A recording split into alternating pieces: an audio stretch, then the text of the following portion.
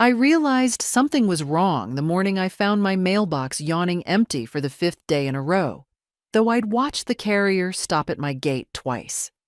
At 76, people expect you to doubt your own memory, but I've never been the kind of woman to lose track of what I've seen with my own eyes. And yet, when I mentioned it to my daughter Helen, she only smiled that soft, patient smile she saves for the very old and the very foolish. "Mom, you probably misplaced the letters again," she said, brushing crumbs off my kitchen table, as if my life were one long mess she needed to tidy. I didn't argue. Age teaches you the uses of silence. But inside, something shifted. A small, unmistakable click, like a lock turning. The house felt unusually still that afternoon, the sun lying in long, warm rectangles across the floorboards. I'd lived here for 42 years, long enough to know every creak in the hallway, every loose cabinet hinge, every fading patch of wallpaper.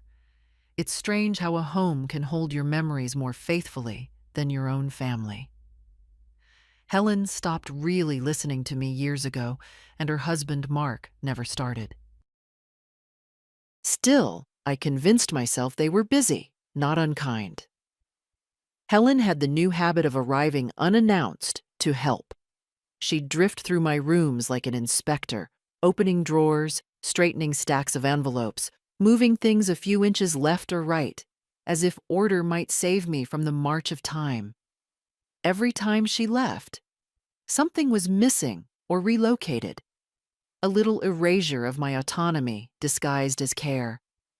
And I let her, because I thought that was what mothers did. Allowed their children the illusion of being in charge, even when they weren't needed. But the missing mail gnawed at me.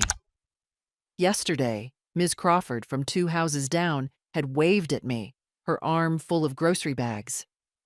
"Margaret," she called, "your carrier left a bundle for you. Thick envelope. Legal looking." She'd said it offhandedly, not knowing her words landed like a pebble in a still pond, sending rings of dread through me. A legal envelope. I hadn't received anything of the sort. Today, after breakfast, I walked out to the mailbox again. Empty. Only a faint chemical smell from the winterized metal. A woman imagines things sometimes, but not this. Not when she's spent 7 decades paying attention to the patterns of her own life. Back inside, I brewed tea I barely tasted. Through the window, my garden drooped with the last of early autumn, brown leaves clinging to the hydrangeas like stubborn memories. I watched the wind shake them loose and wondered when I'd become someone whose daughter believed she could hide things right under her nose. By mid-afternoon, Helen called, her voice bright with that high-pitched cheer she uses when she's lying. "Just checking in, Mom. Did you get the medication reminder I left on your counter? You should set it somewhere visible." I almost laughed. I remember every pill I've taken since I was 62. But I only said, "No mail came today either." A pause. Barely a breath, but enough. "Well, the Postal Service is a mess," she replied too quickly. "Don't worry about it." Don't worry. The phrase people say when they want you quiet. After the call, I sat in my armchair and let the room settle around me. I felt old in my bones, but sharp in my mind. And that combination is dangerous for people who assume you're fading. It wasn't the missing letters themselves that troubled me. It was the sudden certainty that someone had decided they could manage my life better than I could. They thought the world was shrinking around me, that I would shrink with it. But I haven't spent 76 years learning how to stand on my own 2 feet just to be handled like a fragile thing now. That evening, as dusk laid its violet hands over the neighborhood, I looked out at the street where the mail truck had passed earlier. Something inside me, quiet, steady, old as my marrow, told me this wasn't a mistake or a coincidence. It was deliberate, and deliberate things can be uncovered.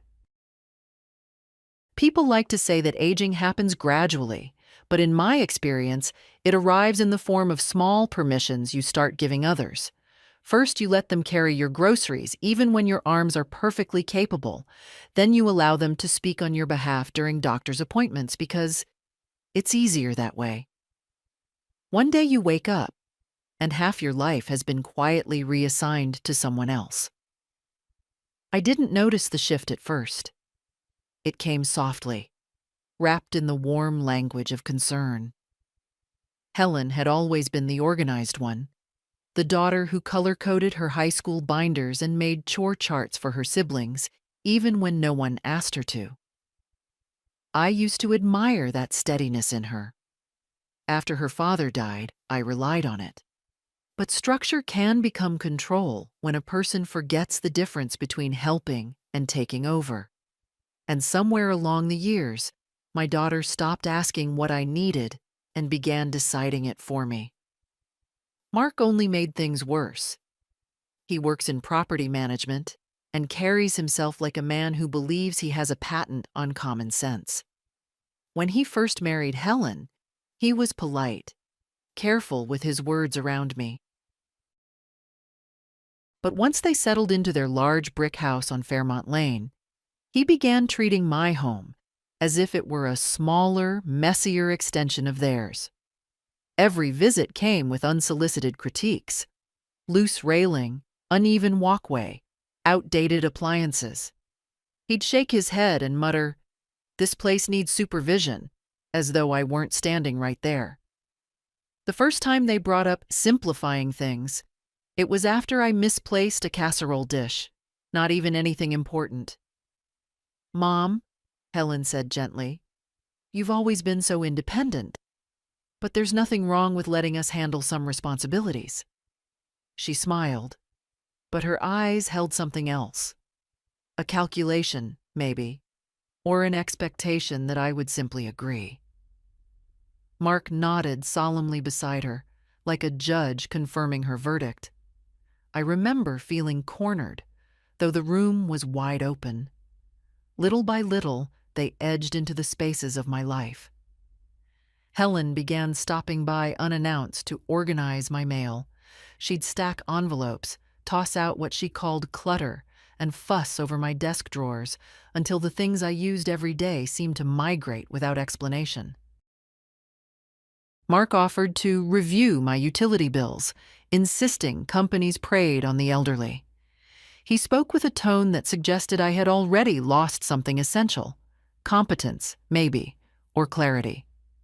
I kept silent, partly because confrontation has never been my style, partly because I believed a time would come when Helen remembered I was still her mother, not a client in decline. Some days she would sit with me in the garden, drinking lemonade, and I'd catch a glimpse of the girl who used to cut lavender stems to tuck behind my ear. I clung to those moments more than I should have, but the pattern grew unmistakable. When a new water heater was delivered, I discovered Mark had used my checkbook without telling me. "You needed one," he said, waving away my concern. "Consider it a family decision." As if my own decisions no longer held weight. Another time, I found Helen in my linen closet, sorting towels into piles labeled "Keep" and "Donate." "Mom, you have too many," she explained. "This is for your own good." I remember standing in the hallway, feeling strangely transparent, like they were looking through me at the version of me they preferred. Smaller, quieter, easier to manage. The Margaret they imagined had soft opinions and no edges left. But I still had plenty of edges. I simply hadn't used them. The mail situation escalated slowly. A missing bill here, a delayed bank statement there. Once, when I asked whether she'd seen a medical notice I was expecting, Helen gave a strange, dismissive laugh. "You and your paperwork," she said. "You worry too much." Her tone held something I hadn't heard before: impatience, maybe even annoyance, as if my life's details were an inconvenience to her. I tried not to jump to conclusions. People are busy, distracted. But one afternoon, I saw Helen slip a handful of envelopes into her tote bag before I had a chance to look at them. She didn't notice me watching. When I asked about them later, she said, "Oh, that was junk mail. I threw it out." She said it too quickly, without meeting my eyes. That night, sitting at my kitchen table, I thought about how control never arrives as a hurricane. It arrives as a breeze that slowly rearranges everything it touches. That was when a quiet truth settled over me. Maybe they weren't helping me stay afloat. Maybe they were preparing for the day they hoped I would finally sink. And deep down, something whispered that the missing mail was not an accident at all. The first real crack in the story appeared on a Tuesday morning, though at the time it felt small enough to ignore if I wanted to. I had just finished watering the potted geraniums on my porch when Nancy Crawford, my neighbor of almost 3 decades, stopped at the gate with her grocery bag full of canned soup and 2 loaves of bread. She's a chatty woman, prone to sharing more than anyone asks for, but that day her words lodged in me like a thorn. "Margaret," she called out, "your mail carrier left a stack for you yesterday. You must have gotten it by now, yes? Thick envelope up top." I felt my stomach drop, a slow, sinking feeling. "No mail's come for almost a week," I said. "You must have mistaken another house." Nancy blinked at me as though I'd suggested the sun had risen in the west. "I know which house is yours," she said with a gentle laugh. Then she walked off, leaving me standing there with the hose still running over the porch steps. A thick envelope. Legal looking, she had said earlier. And yet my mailbox had been empty.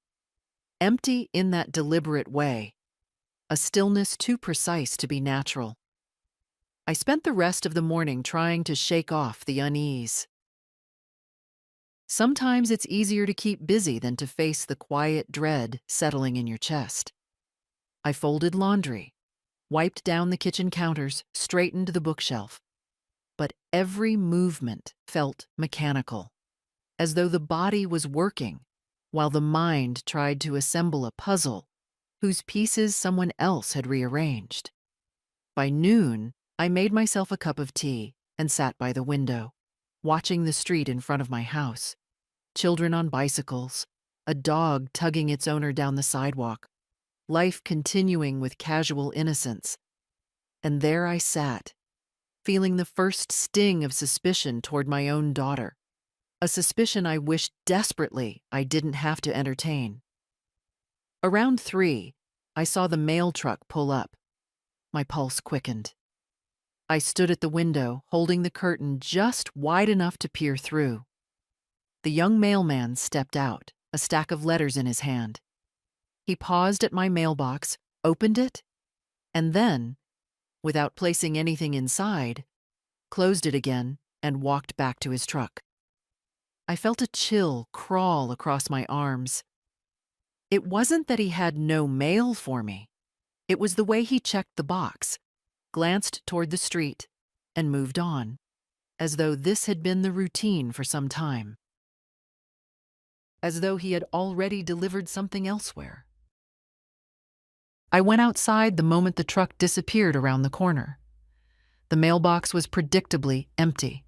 I tapped the metal lid with my fingers, feeling the cold surface beneath the afternoon sun, and told myself not to jump to conclusions. But conclusions, when they're true, don't require jumping. They arrive like facts, quietly waiting to be acknowledged. The next morning, I decided to approach the situation without drama, just curiosity, the way my late husband Patrick used to study a problem, slowly, deliberately, without tipping his hand too soon. When Helen arrived unannounced, as she often did, I watched her more closely than usual.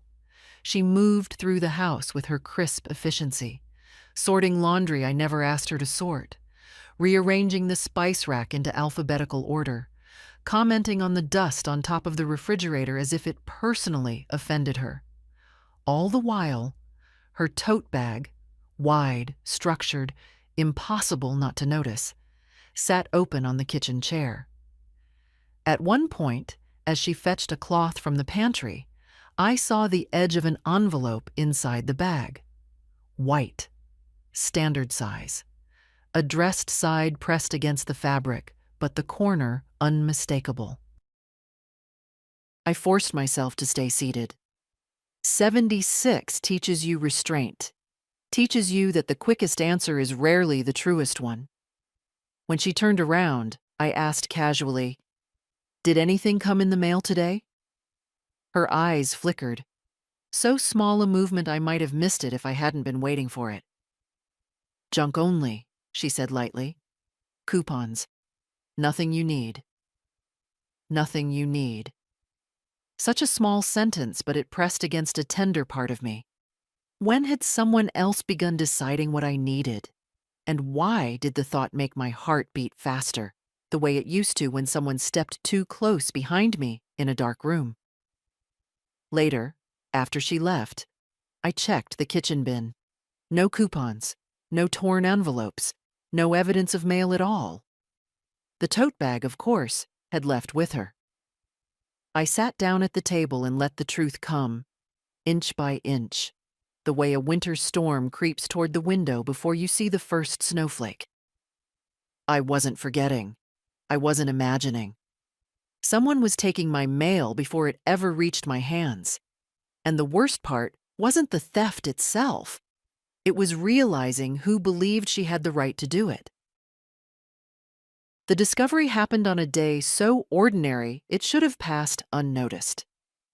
I was looking for a spare set of garden gloves in Helen's old bedroom, now mostly a storage space for things she borrowed from me and never returned, when I opened the top drawer of the oak dresser. I wasn't searching for anything, except perhaps a reminder of a time when my daughter lived here without resentment or hurry.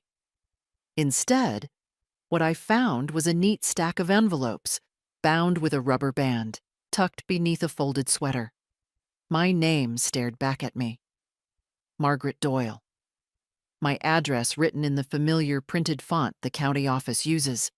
The rubber band snapped lightly when I pulled it off. 20, maybe 30 envelopes, all unopened. Some were utility statements, some medical notices, but several carried a different weight. Thick paper, official stamps, government seals, the kind of thing you don't ignore unless you're doing it on purpose. For a moment, I just stood there with the drawer still open, the dust motes drifting in the afternoon light like tiny witnesses. My first instinct was to sit down before my knees gave out. Instead, I remained perfectly still, letting the shock settle, not as panic, but as clarity. This wasn't a simple oversight. Helen had been collecting my mail, hiding it, curating what I was allowed to know. I carried the stack to the bed and began sorting through it one envelope at a time. I didn't rip them open in a flurry. I opened each with the slow, deliberate motion of someone performing an autopsy on her own trust.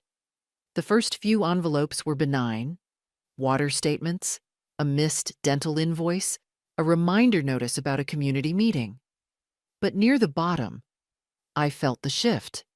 The weight of the envelope was heavier, the ink slightly raised. I recognized the sender immediately: the county land office. My breathing tightened. I opened it carefully.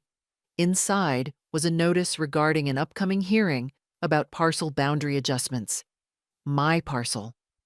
Apparently, a neighboring developer had filed preliminary claims disputing the lines behind my garden, claiming a portion of my land had been incorrectly recorded decades ago.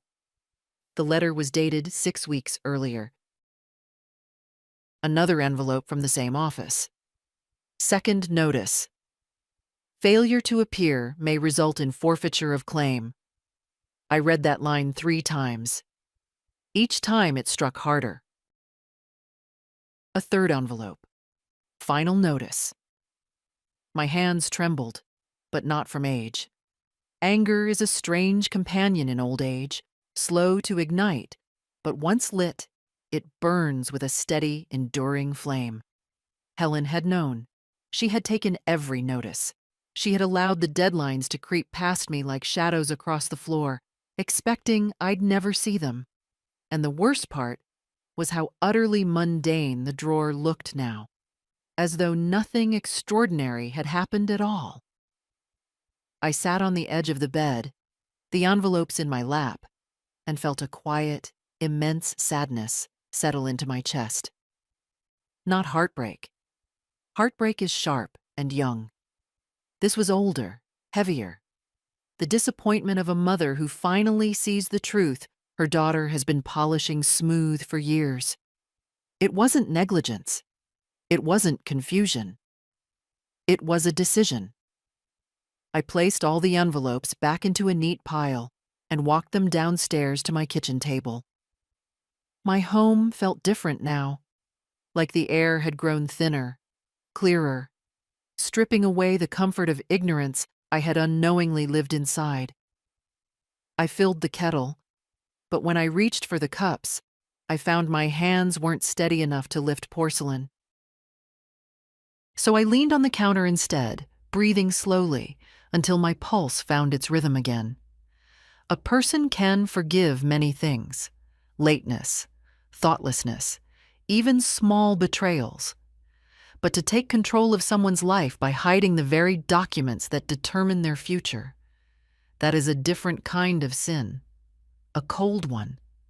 I laid the letters out in chronological order, tracing the pattern of my daughter's choices. She had intercepted them before I could see them. She had chosen silence over honesty. She had decided, perhaps with Mark whispering in her ear, that my home, my land, was something they could maneuver without me. And under the fluorescent kitchen light, with all those envelopes fanned before me, one realization settled into place with terrible precision. They weren't waiting for me to decline. They were helping the decline along. I stood there for a long while, letting the anger steady itself into purpose. If Helen believed I wouldn't fight back, then she knew far less about her mother than she thought. I didn't open the last envelope right away. It lay there on the table like a small, sleeping animal, harmless only as long as it stayed untouched. The house felt impossibly still around me, the late afternoon light pooling in golden shapes across the floor, soft and indifferent to what was happening in my kitchen. I'd lived a long life, long enough to know that some truths arrive slowly, like dawn, and others strike with the blunt force of a hammer. This one did a bit of both. Before I opened it, I forced myself to sit down. My knees weren't the problem. It was the weight of what I already suspected. There is a moment in every woman's life, usually later than early, when she realizes the people she once protected have grown capable of wounding her in ways no stranger ever could. I think that was the moment for me. The envelope was heavier than the others, thick with folded papers. Final notice, legal action pending, it read at the top.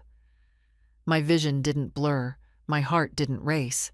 Instead, a cold, lucid stillness took hold of me, as if some older, wiser part of me stepped forward to do the reading.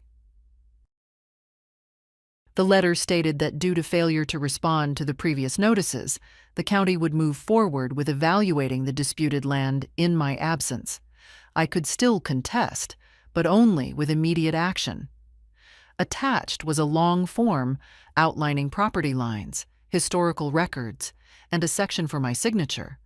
My consent, essentially, to participate in the process that was already moving ahead without me. A signature I was never meant to see, let alone provide. I placed the papers down carefully, aligning their edges so they formed a clean rectangle. It's strange, the instinct to impose order even when your life is beginning to tilt. Then I leaned back and stared at the opposite wall, at the framed photograph of Patrick on our 30th anniversary. His hand was on my shoulder in the picture, the same way he used to steady me in a crowd. I could almost hear his voice, quiet and steady. "Look at the facts, Maggie. Don't jump to feelings before you see the whole board." The facts were simple enough. My mail had been intercepted. Important notices had been hidden. Deadlines had been allowed to pass. And the person who claimed to protect me had been the gatekeeper. I pressed my palms flat against the table. The wood was warm under my skin, warmed by years of sunlight and countless meals shared with people who once filled this house with noise. I remembered Helen as a child, sitting across from me, swinging her legs as she asked endless questions about everything. Why does bread rise? Why do people have to grow up? Why do some mothers cry when no one is watching? I never lied to her. Not once. And now she had lied to me in the most unforgiving way, by deciding I didn't need the truth. I don't know how long I sat there. Time moves differently when a person is dismantling her illusions. At some point, the light outside shifted into evening. The shadows grew sharper. The house, which had always comforted me, now felt like a witness to a crime. I gathered the envelopes and placed them into a neat pile on the counter. My hands were steadier now. Anger wasn't swirling anymore. It had settled into something weightier, something that felt like resolve. Maybe it comes with age, the ability to let the first storm pass before you decide what to do next. I thought about calling Helen. I imagined her voice, full of concern that wasn't concern at all. She'd tell me she was trying to protect me from stress. She'd say she was handling things. And Mark would stand behind her, arms folded, nodding like the god of self-importance he believes himself to be. I didn't want their explanations. Explanations were just words. What I needed were facts. So I began reading everything again, slower this time. I traced each line, each date, each signature box. The picture formed itself clearly. This wasn't negligence. This wasn't clumsiness. This was orchestration. A quiet attempt to ease me out of decisions about my own home, my own land, my own life. And the part that stung the deepest wasn't what they had done. It was that they felt entitled to do it. By the time I finished, the moon had replaced the sun outside. I turned on the kitchen light, its soft glow filling the room with a gentle brightness I suddenly needed. I stood there for a long moment, palms pressed to the edges of the counter, reclaiming the steadiness I'd always carried inside me. They thought hiding the truth would make me passive. They thought age had softened me into compliance. But I've lived too many years, survived too much loss, and carried too many burdens to surrender quietly now. And as I gathered the papers into a folder and closed it with deliberate care, I understood something with absolute clarity. This wasn't an ending. This was the beginning of my answer. I woke the next morning with a numb sort of calm, the kind that settles over a person who has spent the night thinking instead of sleeping. Not the restless thoughts of fear or confusion, but the slow, purposeful sorting of events, like laying cards out on a table and realizing the picture they form is far clearer than you dared assume. I didn't feel fragile. I didn't feel overwhelmed. I felt stripped of illusion. And sometimes stripping away is the first step to rebuilding. I made coffee instead of tea, strong, dark, the way Patrick used to like it. The kitchen was cool, the air carrying that faint metallic scent of early autumn. I sat at the table with the folder of intercepted letters in front of me, not opening it this time. I didn't need to read the contents again. The problem wasn't the papers anymore. It was the people behind them. For years, I had excused Helen's behavior. She's just worried. She's overtired. She means well. Those were the lines I repeated, like a gentle refrain to soften sharper truths. I thought that if I stayed patient, she'd eventually remember that I wasn't helpless, that my life was still mine to live. But the stack of letters had removed every soft edge from that story. Worry doesn't hide legal notices. Concern doesn't intercept personal mail. Love doesn't prepare the ground for stripping someone of their voice. The more I sat there, the more I realized the quietest betrayal is the kind where a person convinces themselves they are right. Helen had crossed a boundary long before yesterday. I'd simply refused to see it. I took a slow sip of coffee, letting its bitterness sit on my tongue. There was no shaking in my hands anymore. In its place had come a steadiness I hadn't felt in years. The house felt different too, not threatening, not lonely, but waiting, like it understood what came next was mine to choose. Around mid-morning, I stepped out onto the porch. The sky was pale blue, the air cool against my skin. Mrs. Turner walked by with her terrier, waving cheerfully. "Such a lovely day, Margaret," she called, and I found myself smiling, not because I shared her enthusiasm, but because life around me continued untroubled while mine quietly reassembled itself. I stood by the railing, looking out at my yard. That patch of land behind the hydrangeas, the one at the heart of the dispute, looked exactly as it always had.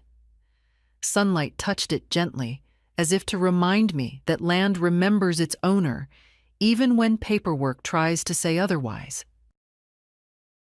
I wasn't afraid. I wasn't uncertain. The feeling was something stronger, something rarer. Conviction. Inside again, I gathered the letters and placed them in my large canvas bag. Then I sat for a long moment in the living room chair, letting the silence wrap around me. Helen and Mark may have thought age had dulled me, but they mistook quietness for softness, and softness for weakness. They forgot that a woman who has lived a full life knows how to survive with dignity even when wounded, and they forgot that I hadn't always been alone. Patrick taught me how to read contracts, how to interpret vague phrasing, how to notice when something didn't align.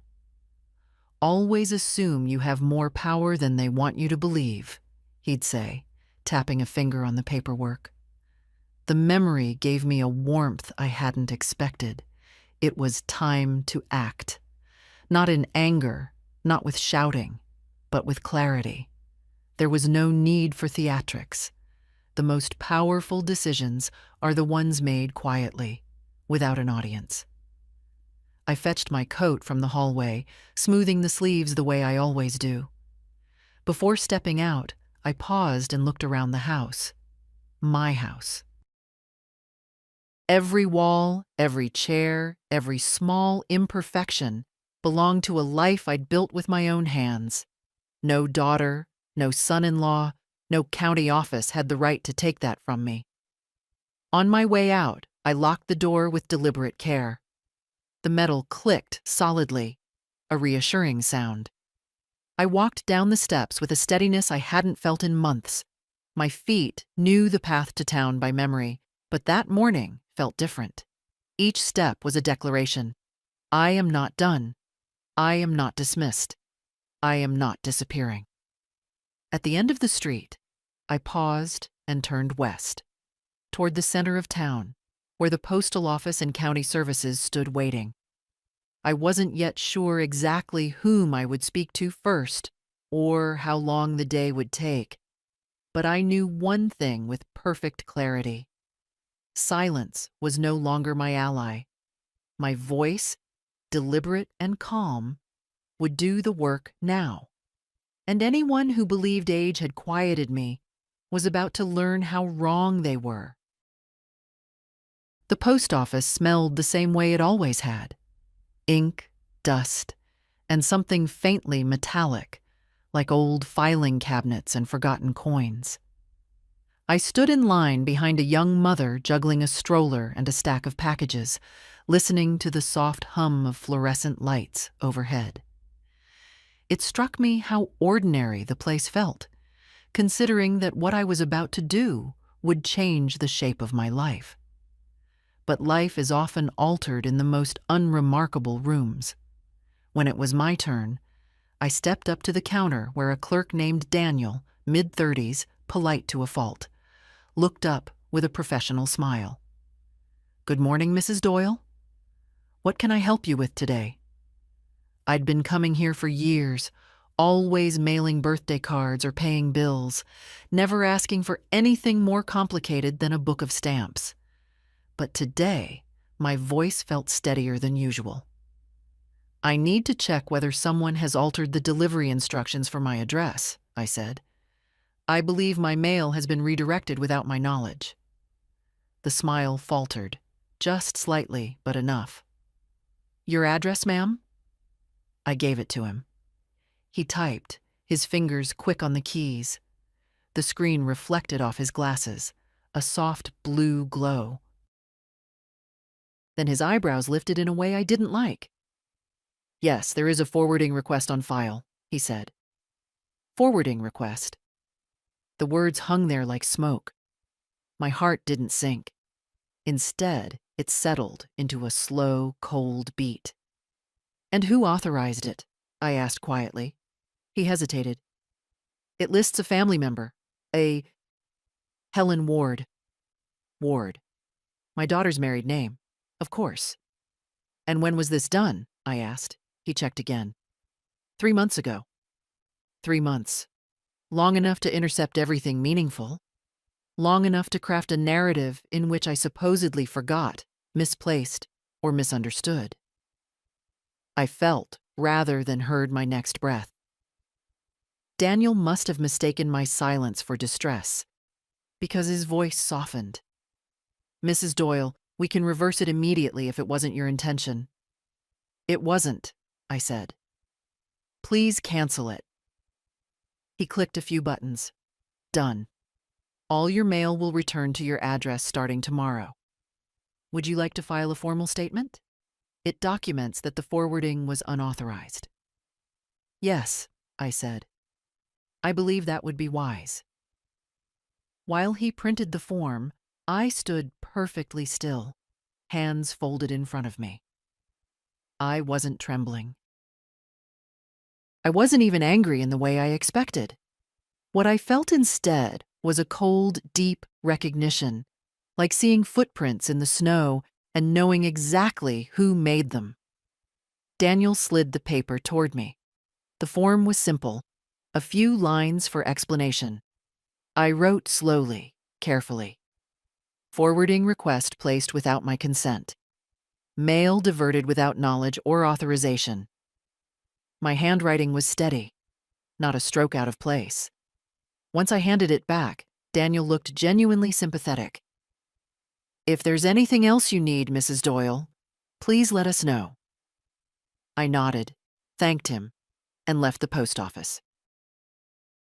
Outside, the autumn wind had picked up, sweeping the sidewalk with crisp leaves.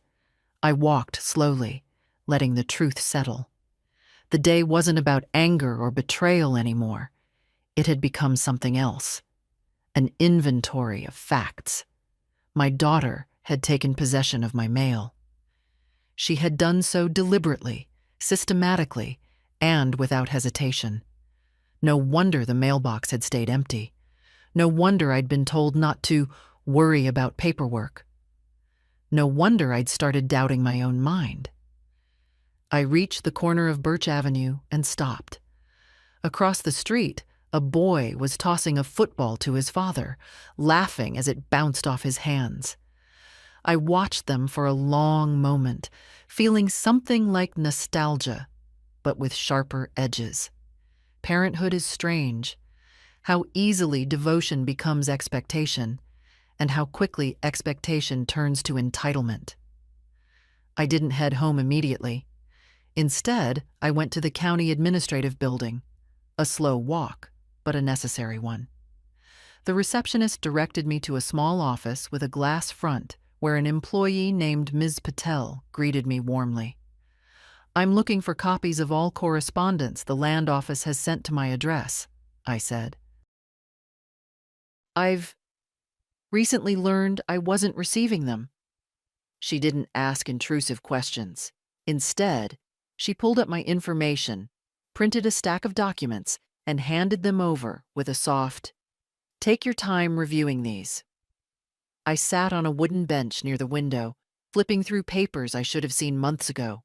Notices, deadlines, proposed adjustments, hearing dates long past.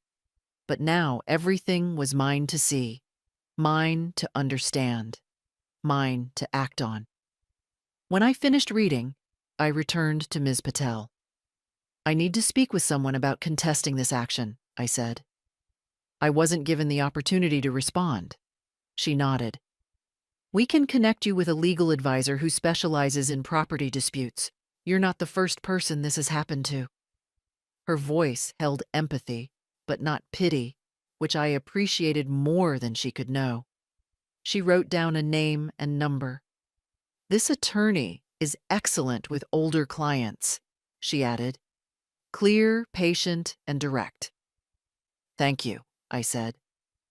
Walking back home, the weight of the papers in my bag felt strangely comforting. Heavy, yes, but finally heavy in my hands. Not hidden, not controlled, not filtered. The forward path wasn't simple. But it was mine again.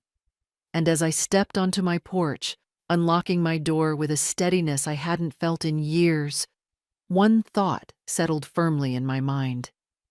They had taken my voice for months. Now I was taking it back. The legal advisor's office was smaller than I expected, just a narrow room with pale walls, a single bookshelf, and a desk covered in tidy stacks of paper. But the moment I stepped inside, I felt something I hadn't felt in months. The quiet acknowledgement that I was being taken seriously. "Mrs. Doyle?" the attorney asked, rising to shake my hand. Her name was Olivia Reyes, a woman in her early 40s with calm eyes and a voice that didn't rush. I appreciated that immediately. People often hurry the elderly, as if age somehow puts us on borrowed time. Olivia did not. I placed the folder of intercepted letters on her desk. "My daughter redirected my mail without my consent. I didn't receive any of these notices. I want to understand what can be done." She read in silence for a long while, turning pages slowly, absorbing each detail. I watched her face, looking for signs, surprise, pity, frustration, but found only concentration. Finally, she looked up. "Mrs. Doyle, you have more leverage than you think." The words warmed something inside me.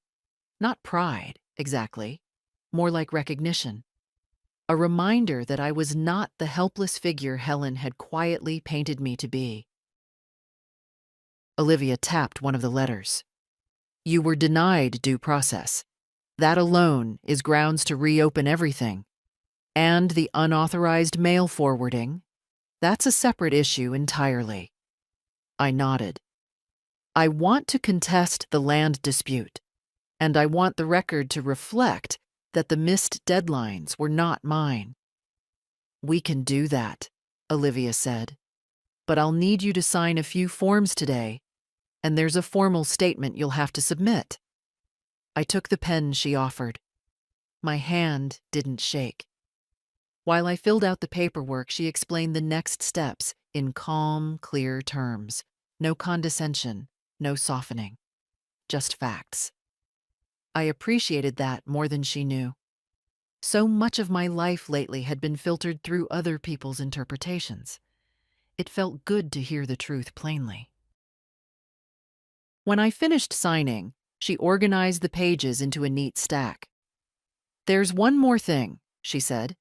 "This isn't just a property issue. If someone intentionally obstructed your access to legal notices, you're entitled to pursue a civil claim." "I haven't decided about that yet," I replied. She nodded. "You don't have to decide today. The important thing is that you know your rights." Rights. Such a small word for something that can anchor a person back into herself. As I stood to leave, Olivia's expression softened. "Mrs. Doyle, I'm glad you came in. Many people your age assume they can't fight back." I felt a faint, wry smile tug at my mouth. "I may be old, Ms. Reyes, but I'm not done." Outside, the afternoon sun had brightened the sidewalk. The town felt different, more vivid, as if stepping into that office had sharpened my sight. I walked slowly, savoring the clarity that now accompanied each step. At home, I spread the documents across my kitchen table once again, but this time, the pages no longer looked like threats. They looked like possibilities, tools, evidence, a beginning, not an end. I poured myself a cup of tea, the steam curling upward like a quiet blessing. My house felt lighter, as though it, too, understood I was no longer standing still. Helen would not suspect anything yet. She believed in the version of me she had crafted, the forgetful mother, the overwhelmed widow, the woman who needed guiding hands and gentle lies. She did not see the woman who once ran a household, buried a husband, and held together a life that wasn't always kind or easy. But that woman was still here. Older, yes. Slower, perhaps, but not silent. As I sipped my tea, a single thought settled into me like a stone sinking to its rightful place. If they hid my mail to shape my future, then I would shape the next steps myself, with a signature they never expected me to write. The next morning, I laid everything out on the kitchen table again. Every notice, every forwarded envelope, every photocopy Olivia had given me. It looked less like a pile of trouble now, and more like a map. A map with a single destination. Taking back what was mine. Olivia called at 10 sharp, her voice steady as ever. "Mrs. Doyle, I've reviewed everything again. You have an exceptionally strong case. I'd like to move forward with a formal challenge and prepare a counteraction." A counteraction. The word felt heavy at first, but not frightening. More like a coat I hadn't worn in years, still mine, still fitting, just unfamiliar from disuse. "What do you need from me?" I asked. "A written statement of events, exactly as you experienced them. Dates, if you remember them. Details about the missing mail. And your signature on the contesting petition I drafted." I agreed to meet her that afternoon. When I arrived, she had everything arranged neatly on her desk. A clipboard, several documents, and a yellow legal pad with my name written in looping handwriting at the top. She pushed it toward me. "Start wherever you feel comfortable." I sat down, smoothing the paper with my palm. For a long moment, I just looked at the blank page. Not because I didn't know what to write, but because I realized how long it had been since anyone asked for my version of things, not filtered, not softened, not dismissed. So I wrote. Slowly at first, then steadily. About the empty mailbox. About Nancy's remark. About Helen's tote bag. About the drawer with the rubber-banded envelopes. About the final notice, the one that made my fingers go cold. My handwriting grew tighter the longer I wrote, as if the pen were tracing not just events, but a pattern of control I had ignored for too long. When I finished, I slid the pad back to Olivia. "This is excellent," she said after reading it. "Clear, detailed, absolutely defensible." She handed me the petition next. "This will reopen the land dispute formally. Once we file, the county must treat the previous missed deadlines as invalid. After that, we can pursue recovery for interference, if you choose." I didn't hesitate this time. "File it." She smiled, an approving smile, not a sympathetic one. "I'll submit everything electronically today.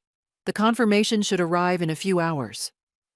As I signed the petition, something inside me shifted. It wasn't anger. It wasn't exhaustion.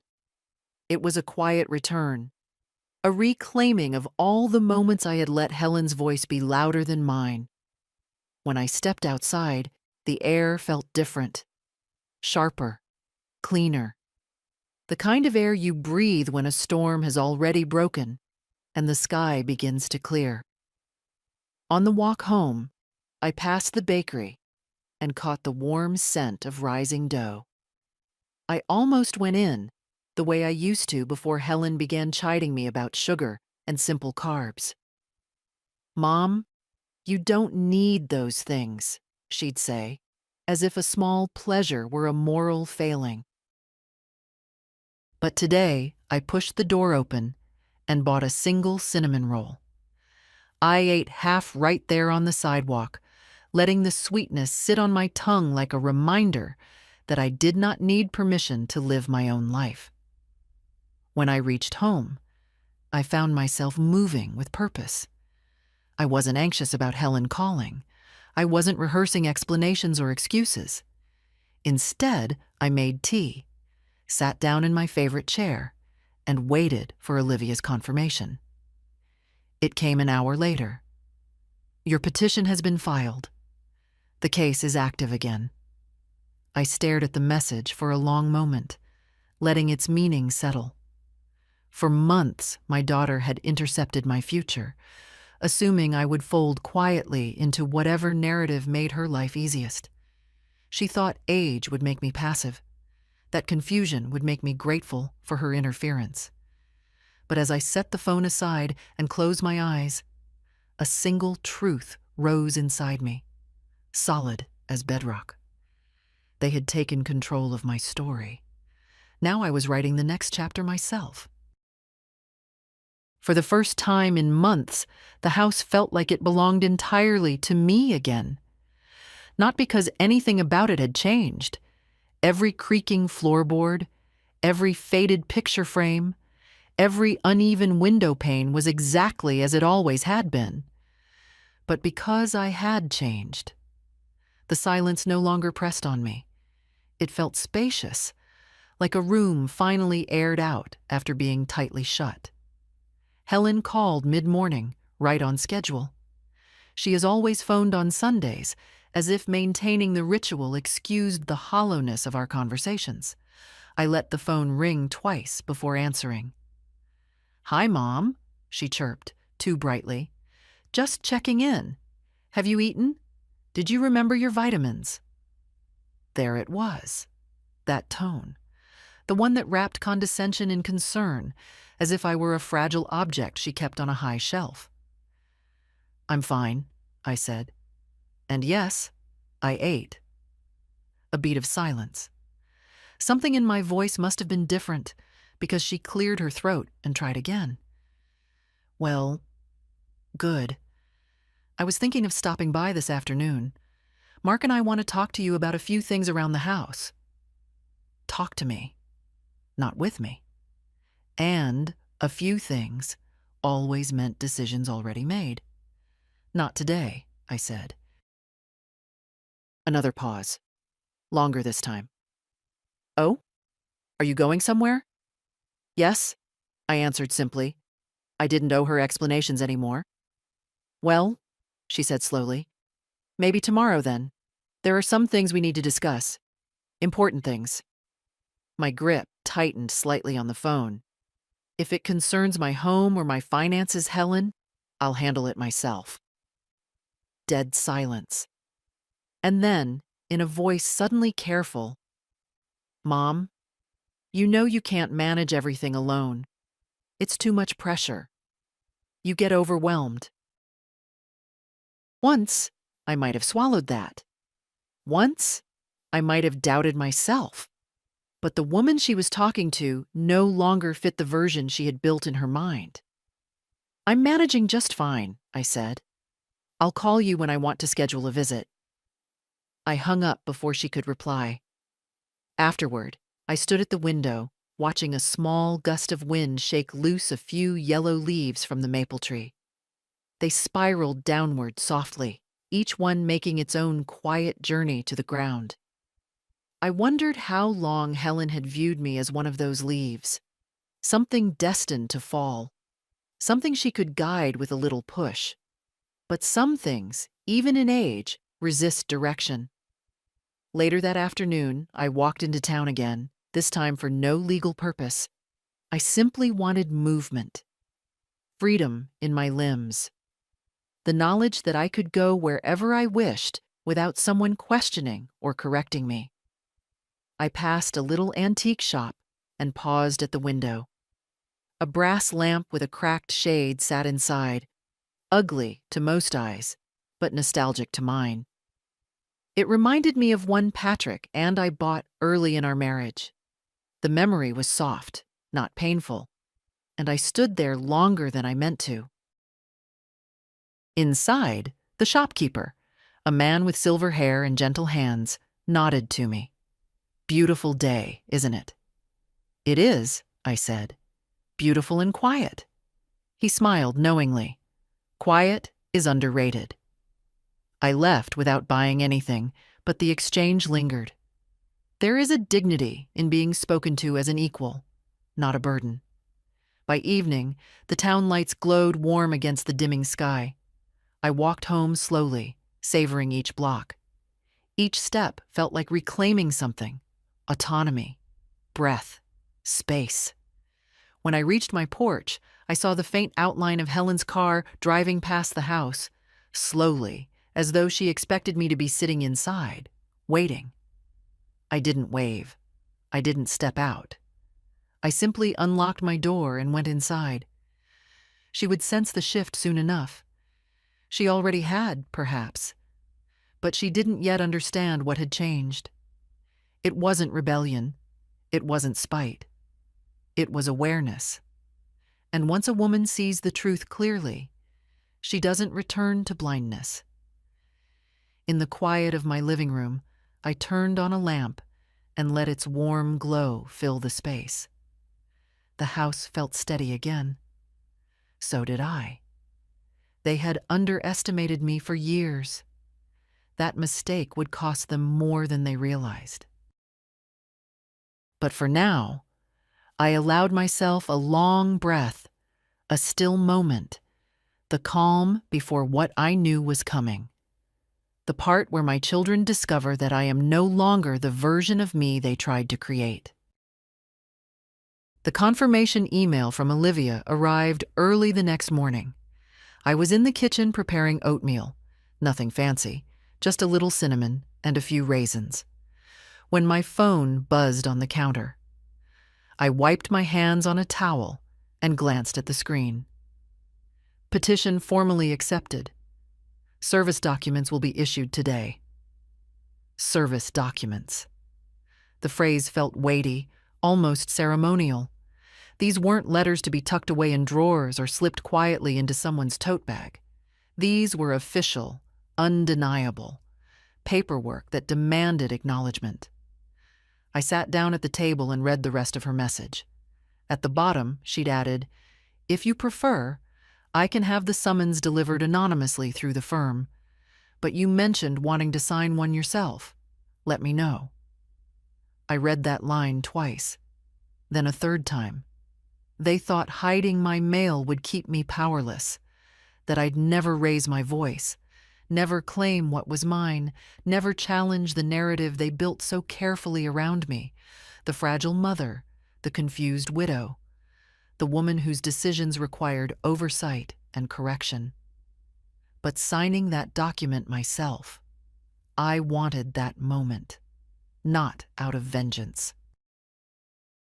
But because reclaiming your voice is a kind of dignity, you don't surrender once you rediscover it.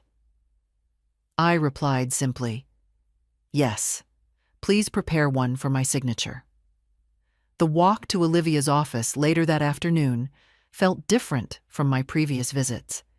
The air had a sweetness to it, cool autumn air with a hint of wood smoke from somewhere down the street. People passed by me without hurrying, and for once I didn't shrink inward. I moved with purpose. Each step marked a small but certain reclaiming. Olivia greeted me with her usual calm professionalism, but I could tell she understood the significance of this step. She slid a packet across the desk, the top page stamped boldly with "Summons to appear. Ward Vif Doyle, counteraction." My daughter's married name printed beside mine. I stared at the black letters, feeling a mix of sorrow and strength coil together inside my chest. "No one enjoys seeing their family's names in legal conflict," Olivia said gently. "But this is necessary. They impeded your rights." I nodded. "I know." She handed me a pen. "This page verifies that you, not the firm, authorized the service." My hand hovered for only a second before touching the paper.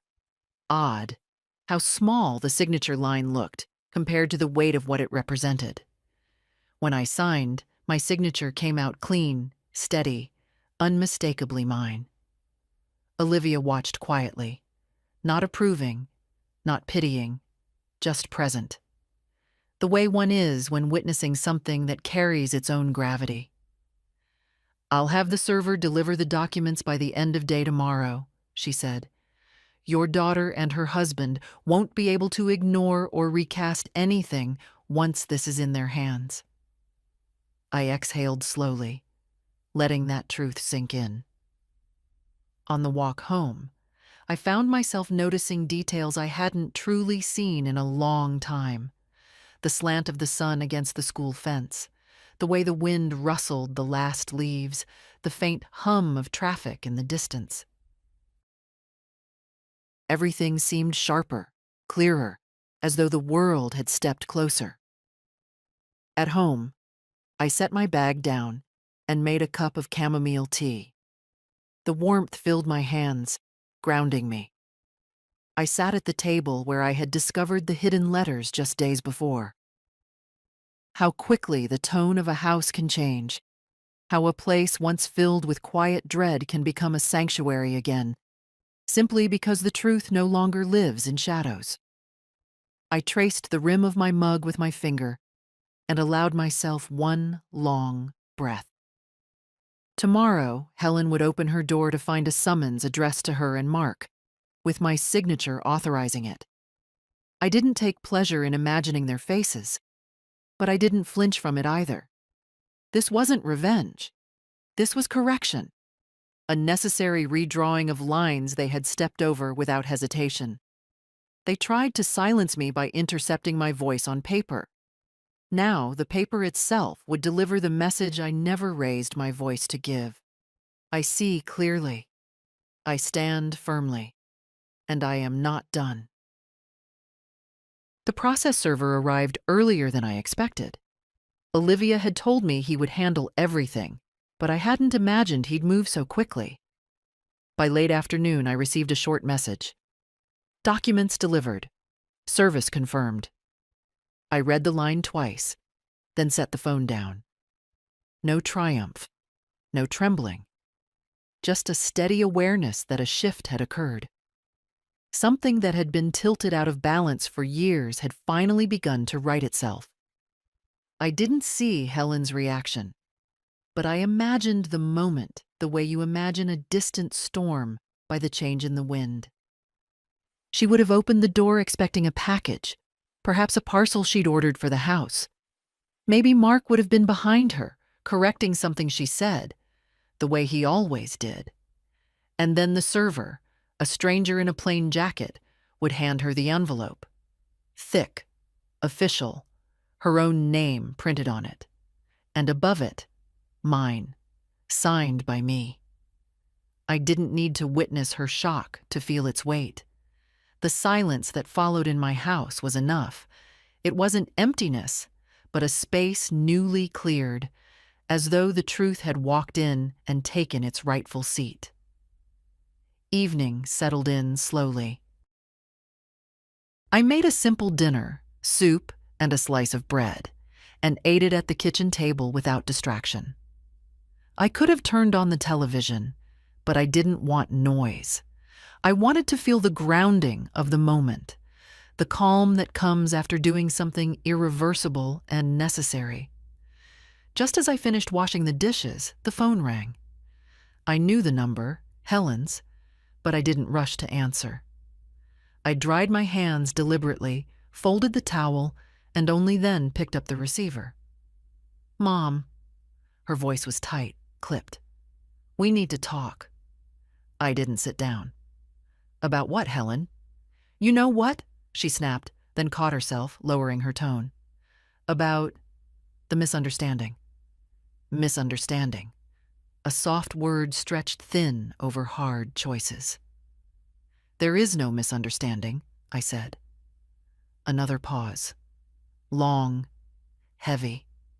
I could hear her breathing, the way she used to when she'd been caught doing something wrong as a child, searching for a version of the story that might save her. "Mom, why didn't you come to us?" she finally asked. "We could have helped you manage things." "You weren't managing things," I said quietly. "You were controlling them. That's not fair. It's accurate." Silence again. I could almost sense her glancing at Mark, seeking his reassurance, the same way she had grown accustomed to letting him shape her reactions. Then she spoke, softer now, almost pleading. "You didn't have to involve lawyers. You could have just asked us." I closed my eyes, not out of weariness, but to steady the truth before speaking it. "I did ask. Not with words, maybe. But every time I trusted you, every time I let you take something over, I was asking. And you answered by taking more." Her breath hitched. "You hid my mail, Helen." "I was trying to protect you," she said quickly, too quickly. "Mom, those notices were complicated.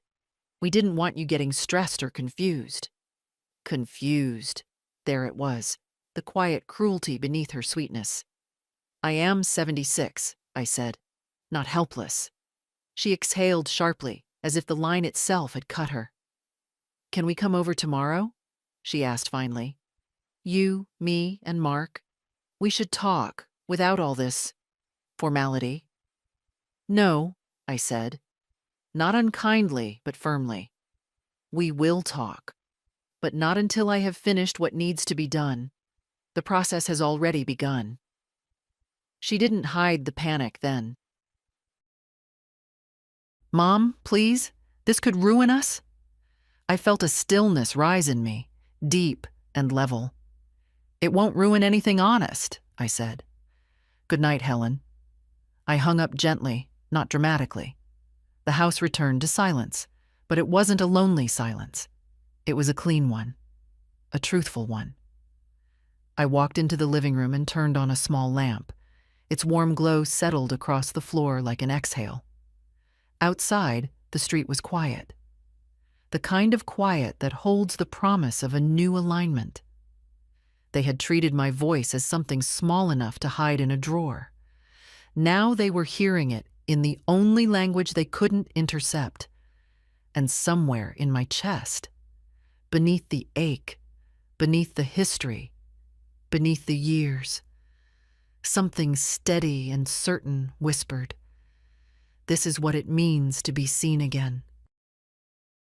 Helen didn't come the next day, though she'd tried to insist on it during our phone call. Instead, she sent a flurry of texts, half concern, half reprimand, each one more frantic than the last. Mark sent none at all. I suspected he was pacing somewhere in their house, running numbers in his head, calculating outcomes he never imagined I'd force him to consider. By late afternoon, a car pulled into my driveway anyway. A familiar silver sedan. Helen stepped out, shoulders tense, her coat half-buttoned. She didn't slam the door, but she shut it with the sharp decisiveness of someone already losing ground. I opened the door before she could knock. "Mom," she said, breathless, as though she'd run instead of driven. "We need to talk." "You may come in," I said. "You, not Mark." Her mouth tightened, but she walked inside. She looked around my living room as though it were a crime scene she needed to assess. Maybe in her eyes it was. The scene of a mother who dared reclaim her own life. She sat on the edge of the sofa, back straight, hands clasped too tightly in her lap. "Mom, why are you doing this?" she asked, the words trembling at the edges. I stayed standing. "Why did you hide my mail?" Her eyes flicked upward, then away. "I told you. We didn't want you overwhelmed." "That is not an answer." She swallowed hard. "I was trying to help you. You worry too much. You get confused by paperwork and the land issue." "Mom, it was complicated. Mark said the deadlines wouldn't matter if—" She stopped abruptly, realizing too late she'd revealed more than intended. "If what, Helen?" She pressed her lips together.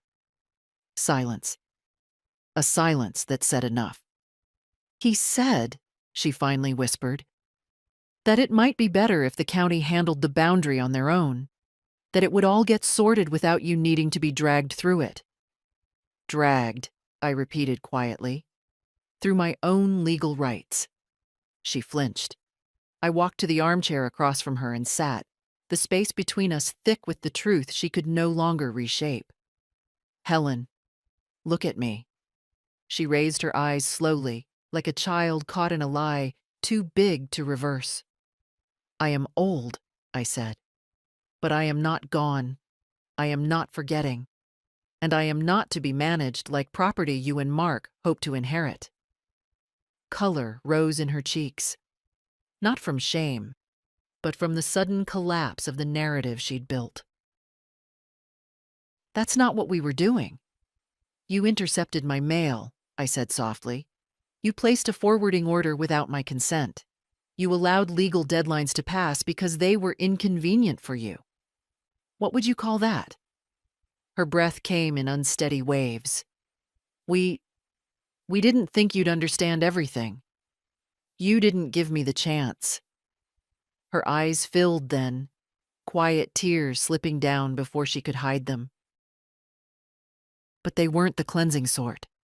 They were frustrated tears, cornered tears, the tears of someone seeing her control unravel. "I was scared," she whispered. "After Dad died, it felt like everything fell on me. And you, Mom, you seemed so alone. I thought if I just handled things, it would be easier for everyone. For you," I corrected gently. She shut her eyes. "And Mark?" I asked. She hesitated. "He said that if the land got reassessed, it might—" Her voice thinned. "It might simplify things in the long run." Simplify. Another soft word stretched over something sharp. For a long moment, we sat in heavy quiet. Not the peaceful sort from earlier days of motherhood, but the kind born from truths finally spoken aloud. "Helen," I said at last, "you may not have meant to hurt me, but hurt me you did, and now the consequences have begun. I will see this process through, every step." She wiped her cheek with the back of her hand. "You're choosing strangers over your own family." "No," I said. "I'm choosing myself. It's been a long time since anyone in this house asked what I needed." She looked down at her hands, twisting her wedding band unconsciously. "Mom, what happens now?" With us? I thought about that, really considered it. I wasn't interested in dramatic declarations or severed ties. Life is rarely that clean, but I also wasn't going to pretend nothing had happened. What happens now, I said quietly, is that there are boundaries, real ones.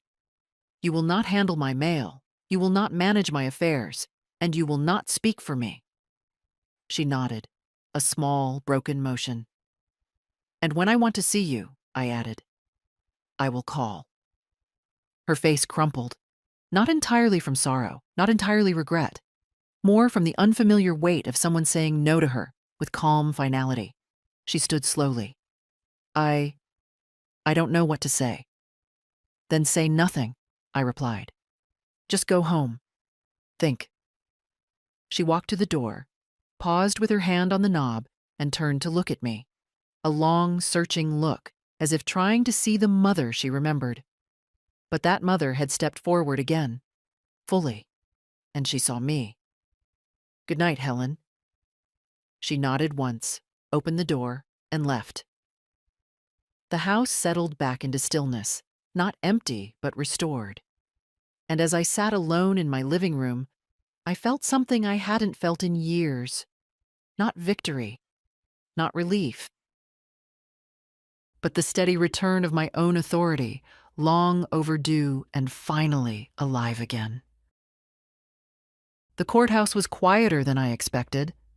No grand marble pillars, no echoing footsteps like in the movies, just a modest brick building with a pair of glass doors that needed oiling.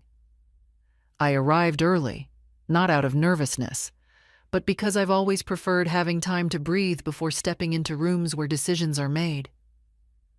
Olivia met me at the entrance, a folder tucked neatly under her arm. You ready? She asked. I've been ready for longer than anyone realizes, I said. She smiled, the small, approving smile she saves for moments that matter. We walked through security, then into a hallway lined with wooden benches. People sat in clusters, young couples whispering, men tapping their feet, a grandmother clutching a folder of her own.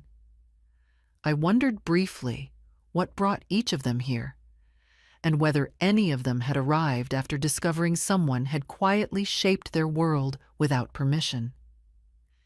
Inside the hearing room, the air felt cool, almost crisp. A few county officials shuffled papers at a long table. The land officer, a middle-aged man with soft eyes and a receding hairline, looked up when I entered. There was no mockery, no impatience, just recognition. Mrs. Doyle, he said, standing slightly. We're glad you could be here today. I had not heard a phrase like that in months.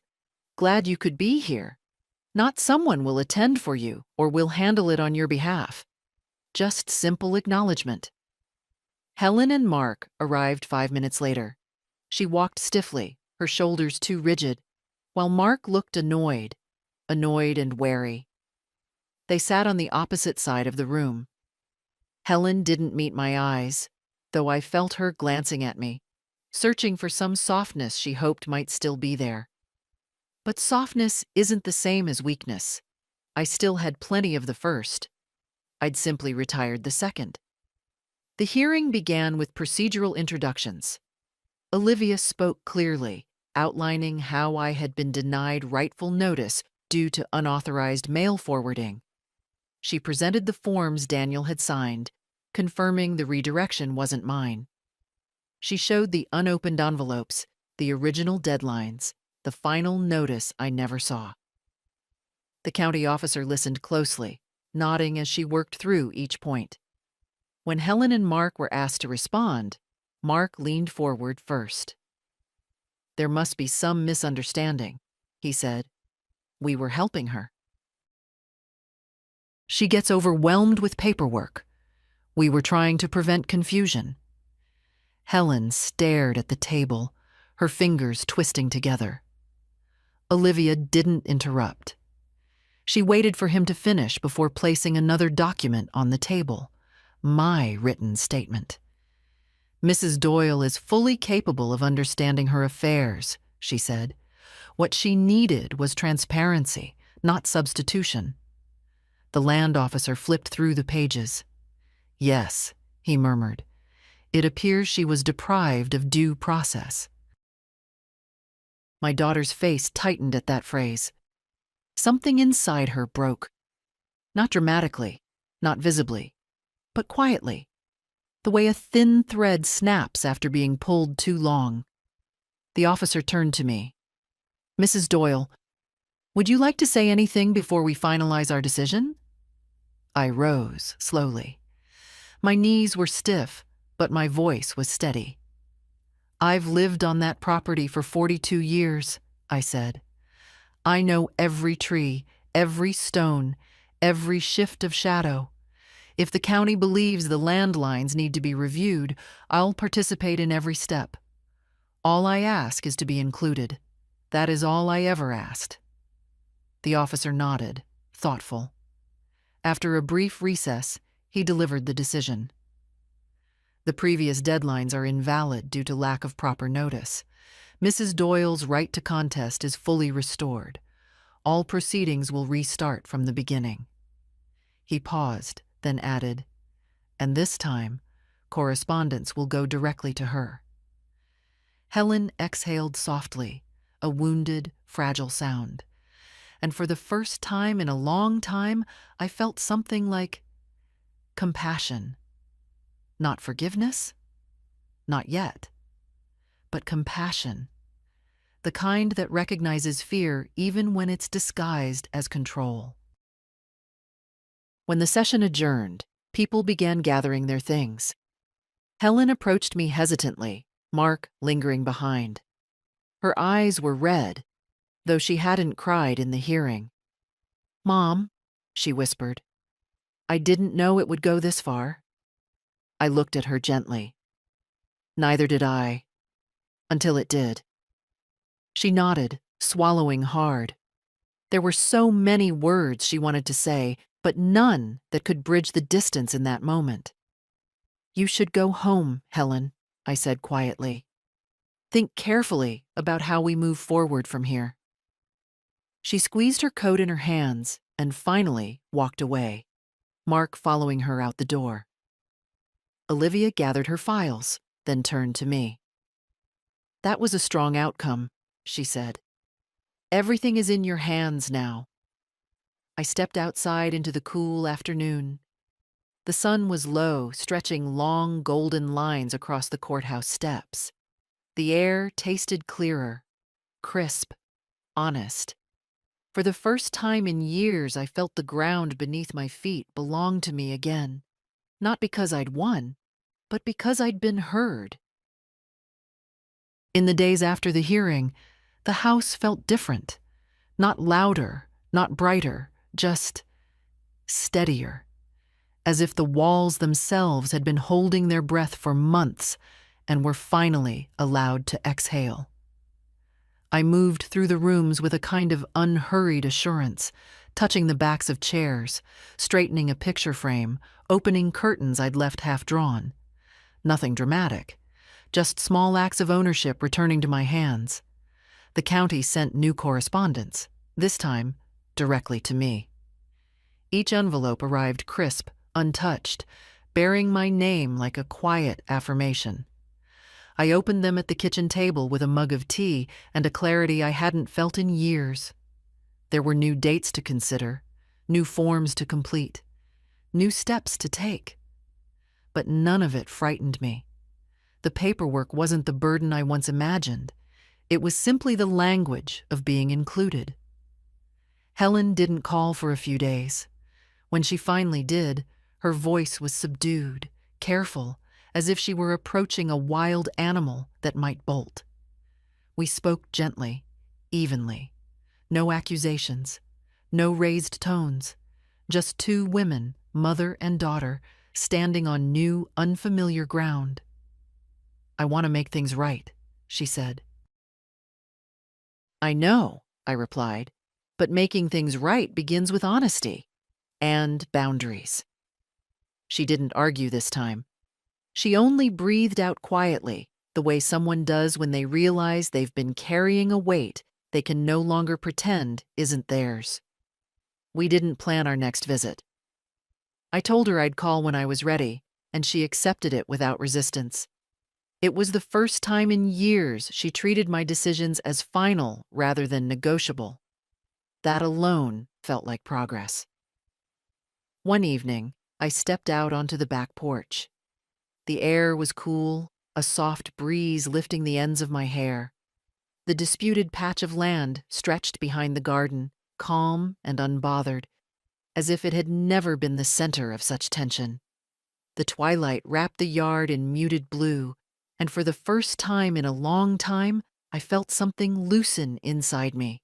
Not resignation, not melancholy. Peace. A quiet, earned peace. Growing older does not mean fading. It does not mean surrendering your voice or shrinking yourself to fit the comfort of others. It means knowing when to stand, when to speak, and when to reclaim the parts of your life someone else tried to manage for you. I stood there until the last of the light slipped behind the trees. The ground beneath my feet felt solid, my own. And as I turned back toward the warm glow of the house, I carried with me a truth I hoped other women my age might hold on to. It's never too late to take back what belongs to you. Not your home, not your choices, not your voice. If my story resonated with you, even a little, stay with me. There are many more truths we're brave enough to tell when we tell them together.